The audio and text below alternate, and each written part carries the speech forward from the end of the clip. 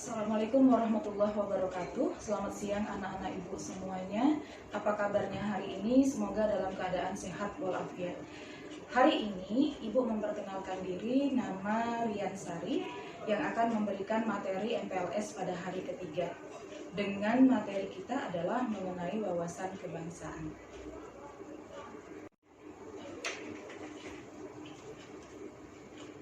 Materi kita pada hari ini adalah mengenai wawasan kebangsaan. Apa itu wawasan kebangsaan?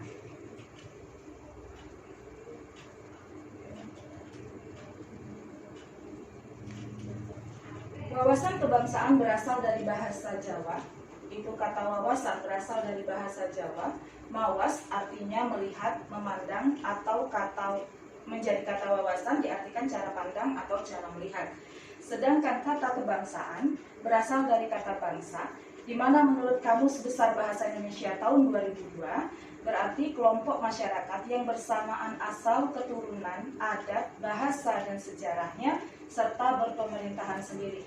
Artinya bangsa ini adalah orang yang berkelompok atau masyarakat yang berkelompok yang asalnya sama, bahasanya sama, sejarahnya sama, serta berpemerintahan sendiri. Sebagaimana diketahui bahwa pemerintahan Indonesia ini adalah pemerintahan yang berkedaulatan ke dalam dan pemerintahan yang berkedaulatan keluar. Kemudian, secara keseluruhan, wawasan kebangsaan itu adalah mengenai cara pandang bangsa Indonesia terhadap diri dan lingkungannya, artinya secara keseluruhan sebagai negara kepulauan. Kemudian sikap bangsa Indonesia terhadap diri dan lingkungannya, artinya secara trigatra pancagatranya. Kemudian mengutamakan kesatuan wilayah, artinya kesatuan wilayah itu adalah kesatuan ke dalam wilayah Indonesia maupun kesatuan yang di luar wilayah Indonesia. Kemudian dalam penyelenggaraan kehidupan itu harus bermasyarakat, berbangsa, kemudian bernegara. Kemudian materi mengenai wawasan kebangsaan ini. Kapan wawasan kebangsaan itu lahir?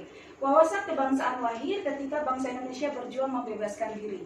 Berjuang membebaskan diri maksudnya dari mulai masa penjajahan awal. Mulai dari bangsa Portugis, bangsa Inggris, bangsa Belanda, kemudian bangsa Jepang. Secara keseluruhan, yang disebut wawasan kebangsaan itu mulai dari lahirnya Budi Utomo 20 Mei 1908.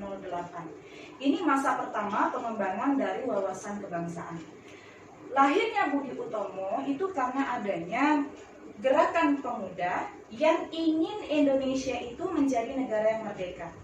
Kamu tahu dalam pelajaran sejarahmu mengatakan bahwa Indonesia mengalami masa pergerakan yang sifatnya awalnya adalah kedaerahan, di mana semuanya masa itu tidak berjalan dengan baik, tidak mengenal satu sama lain karena semuanya sifatnya kedaerahan, sehingga mudah untuk dipecah belah melalui teori divide et impera ketika masa penjajahan Belanda.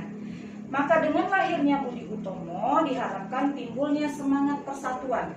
Tidak ada lagi istilah kedaerahan, tidak ada lagi pembedaan suku, tidak ada lagi pembedaan bahasa, sehingga semuanya harus hidup dalam satu kesatuan yang sama.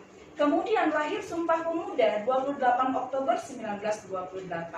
Artinya apa? Dari masa pertama ke masa kedua, ketika masa Sumpah Pemuda, rasa nasionalisme, rasa wawasan kebangsaan bangsa Indonesia semakin tinggi. Ditandai dengan munculnya Sumpah Pemuda 28 Oktober 1928. Satu nusa, satu bangsa, satu bahasa, Indonesia. Jadi tidak ada lagi istilah Yong Yava, Yong Ambon, Yong Celebes, Yong Islaminten. Karena semuanya harus tumbuh dalam satu bangsa yang sama, yaitu bangsa Indonesia. Harus menggunakan bahasa yang sama, yaitu bahasa Indonesia. Ini di sini.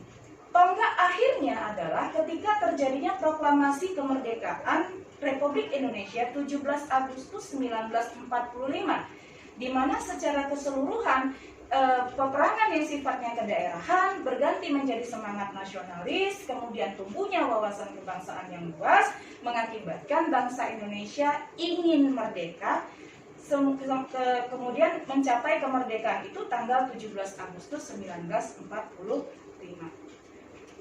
Kemudian, wawasan kebangsaan Indonesia itu menolak segala diskriminasi. baik itu suku. Kita tidak memandang suku. Walaupun suku kita banyak, kita hidup dari situ, tapi tetap tidak boleh ada pembedaan suku. Kemudian kita tidak membedakan warna kulit, ras, tidak membedakan warna kulit, tidak membedakan asal keturunan. Kamu orang Jawa, kamu orang Sumatera, kamu orang Cina. Enggak, semuanya hidup di Indonesia adalah sama. Kemudian wawasan kebangsaan Indonesia memandang semua agama itu adalah sama. Kita ada 6 agama yang diakui oleh negara. Baik itu mulai dari agama Islam, Kristen Katolik, Kristen Protestan, Hindu, Buddha, dan terakhir adalah Konghucu. Kemudian wawasan kebangsaan Indonesia tidak mengenal adanya warga negara kelas 1. Tidak ada yang merasa dirinya kaya, tidak ada merasa dirinya yang miskin, tidak ada segi mayoritas dan tidak ada segi minoritas. Karena semuanya dalam bangsa Indonesia adalah sama. Berdiri kita sama tinggi, duduk kita harus sama rendah. Tidak ada mengenal kaya, miskin, ganteng, nggak ganteng, cantik, nggak cantik, nggak. Semuanya adalah sama. Itu di Indonesia. Kemudian, apa makna wawasan kebangsaan bagi bangsa Indonesia?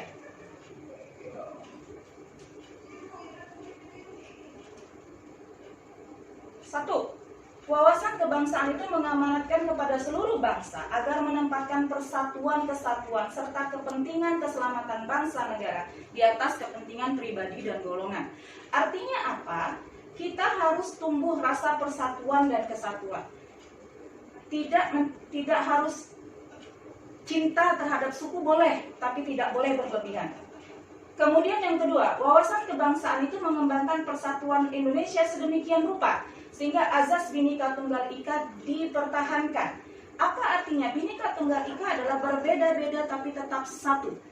Semua ini artinya bahwa kita boleh berbeda suku, boleh berbeda bahasa, boleh berbeda agama, tapi tetap harus rukun, damai dalam sila persatuan dan kesatuan.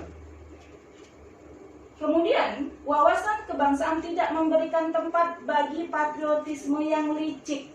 Patriotisme adalah rasa cinta terhadap tanah air. Maka tidak akan ada tempat bagi orang-orang yang ingin menghancurkan negara Indonesia. Ini yang harus ditekankan. Kemudian yang keempat, wawasan kebangsaan dilandasi oleh pendayaan hidup Pancasila.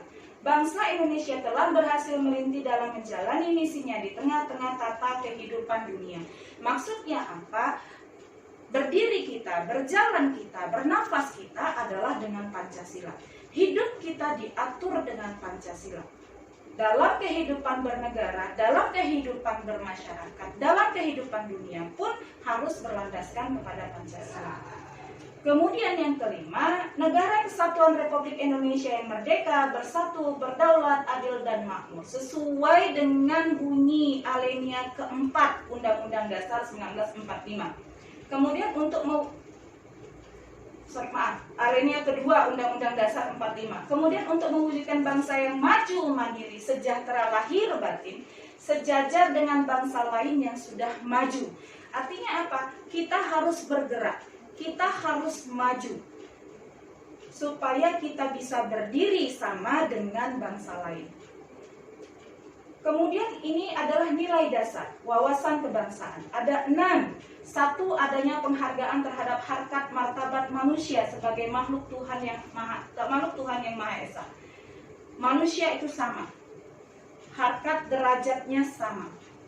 Tidak ada yang membedakan manusia satu dengan manusia lain, kecuali di mata Tuhan atas iman dan takwanya. Tidak ada yang membedakan laki-laki dan perempuan. Laki-laki dan perempuan punya hak dan kewajiban yang sama. Bukan hanya laki-laki yang harus jadi presiden, perempuan pun boleh untuk menjadi presiden. Maka ini dia dasar pertama kita. Kedua, tekad bersama berkehidupan kebangsaan yang bebas, merdeka, dan bersatu. Sesuai dengan alinea pertama bahwa kebebasan itu, kemerdekaan itu adalah hak segala bangsa. Kita dipersilahkan untuk memilih mau menjadi apa dalam kehidupan berbangsa dan bernegara. Tiga adalah cinta tanah air dan bangsa. Sisi patriotisme tadi, tidak mengenal patriotisme yang licin. Harus cinta tanah air dan bangsa. Salah satunya apa? Gunakan produk-produk Indonesia. Cintai budaya lokal Indonesia. Kembangkan budaya lokal Indonesia sesuai dengan kemampuan yang kamu punya. Kemudian keempat, demokrasi atau kedaulatan rakyat. Dasar demokrasi itu apa? Sila keempat, musyawarah untuk mufakat. Itu yang selalu digunakan oleh bangsa Indonesia sejak dulu. Demokrasi. Cara penjalanannya bagaimana? Itulah awal tahapannya adalah memilih presiden dan wakil presiden secara langsung. Kemudian yang kelima, kesetiakawanan sosial.